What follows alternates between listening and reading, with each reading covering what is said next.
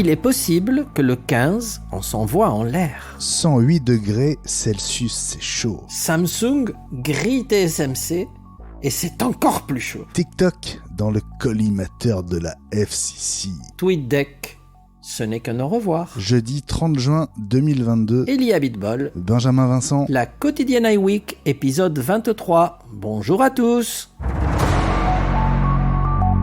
Le MacBook Air M2 arriverait le vendredi 15 juillet selon MacRumors, c'est une source dans la distribution. Les précommandes, elles, démarreraient dans 8 jours, à savoir le vendredi 8 juillet.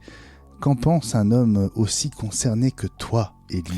Eh bien, j'aimerais tellement que ça arrive. Pour l'instant, on n'a aucune nouvelle officielle, mais il nous reste encore quelques jours.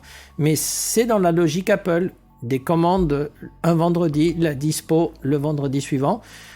Comme tu sais, puisqu'on en a parlé, Apple nous a garanti que le MacBook Air M2 arriverait en juillet. Ça tombe bien, parce qu'en juillet, on y est bientôt. Donc, du coup, tout est possible. Décidément, rien ne va pour le MacBook Pro 13 pouces M2 dont le modèle d'entrée de gamme est déjà plombé par la lenteur de son unique barrette de SSD en 256 Go. Vadim Muriev de MaxTech a poussé le nouveau portable dans ses retranchements avec l'export d'une vidéo 8K en ProRes RAW, autrement dit le codec le plus lourd. Jamais, écrit-il, n'a-t-il mesuré une température aussi élevée sur un processeur, y compris sur un Mac Intel, 108 degrés Celsius.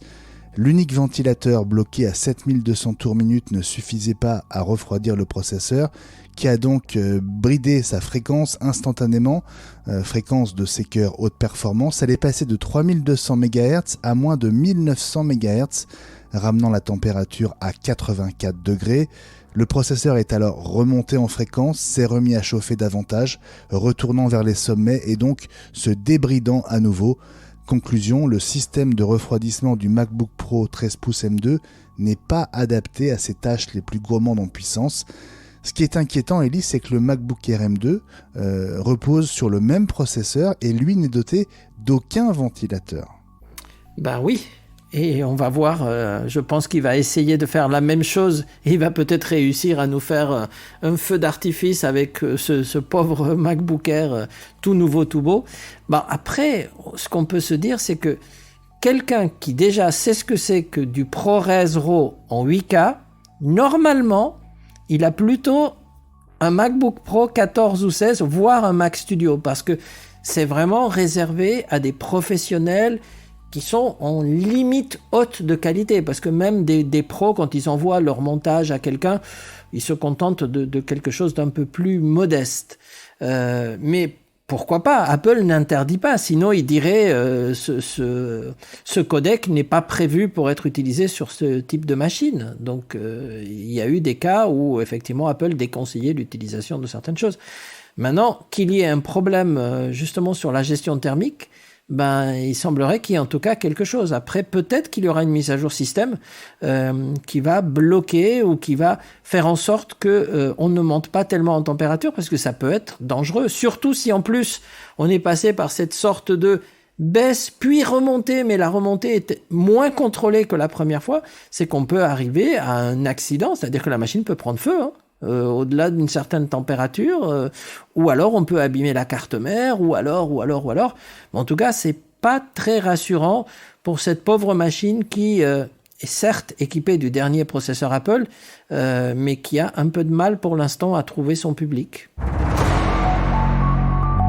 À peine TSMC avait-il fait savoir qu'il avait mis une option sur ses premières capacités de production en 3 nanomètres pour les futurs processeurs M2 Pro et M2 Max d'Apple, Samsung a diffusé ce matin une photo avec 3 de ses responsables en combinaison blanche, gantés et masqués, tenant fièrement 3 galettes de processeurs gravées en 3 nanomètres.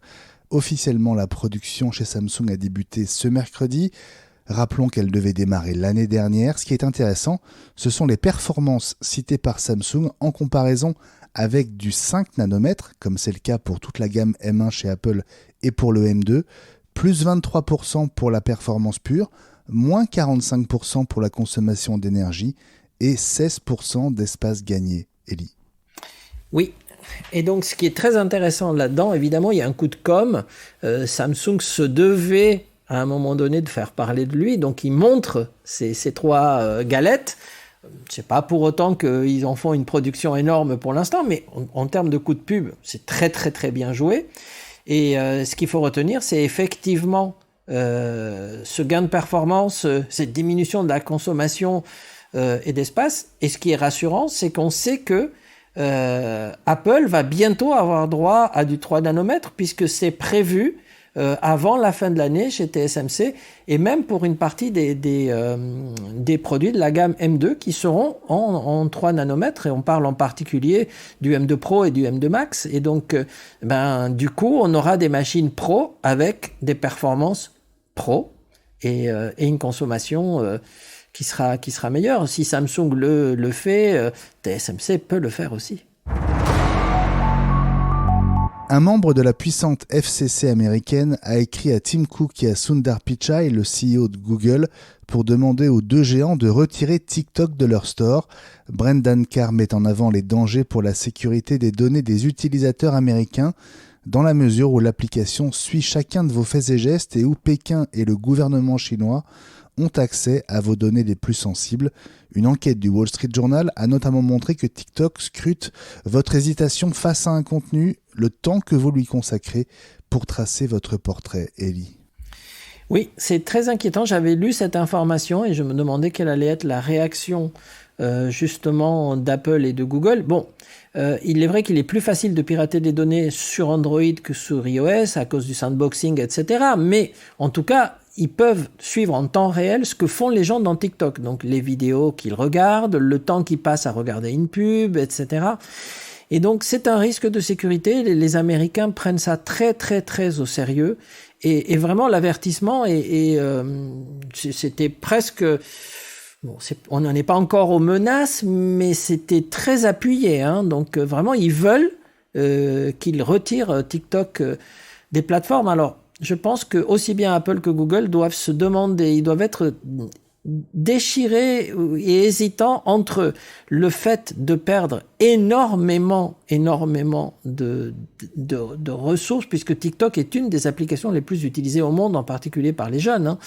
Donc, en termes de ressources publicitaires, en termes d'utilisation, etc., est-ce que certains ne se détourneraient pas d'iOS, voire d'Android pour un autre système géré par, je sais pas moi, un fabricant chinois ou autre qui utiliserait TikTok. En tout cas, il faut se rappeler, pour résumer tout ça et ces hésitations, de célèbre proverbe qui dit que les toqués du TikTok ont la tactique. N'oublions pas. Vous faites peut-être partie de ceux qui, comme moi, suivent leurs différents comptes Twitter avec TweetDeck sur Mac, l'application officielle de Twitter depuis des années. Eh bien, demain, 1er juillet, TweetDeck débranchera la prise, finie en tout cas jusqu'à son retour, puisqu'une toute nouvelle version est en test depuis plusieurs mois chez Twitter, mais elle n'est pas encore disponible. Alors, entre-temps, on peut vous conseiller de vous rabattre sur Tweeten, TW2ETEN, qui ressemble à TweetDeck comme 2 gouttes d'eau, Ellie. Mais écoute, j'avoue, et j'ai honte à dire ça peut-être, c'est que je n'utilise pas d'application sur Mac, Twitter, à part Safari ou Chrome, parce que j'ai essayé et aucune ne m'a vraiment satisfait, et donc je suis resté bêtement et modestement sur le navigateur. Mais je vais essayer. Je vais télécharger Tweeten, promis. Et comme ça, on pourra en parler, parce que là, j'avoue que j'ai un peu honte d'être resté très basique en technologie. Bon, sur mon iPhone, c'est différent, mais là, vraiment, j'étais resté au niveau le plus bas. On ne t'en veut pas. La quotidienne iWeek revient demain.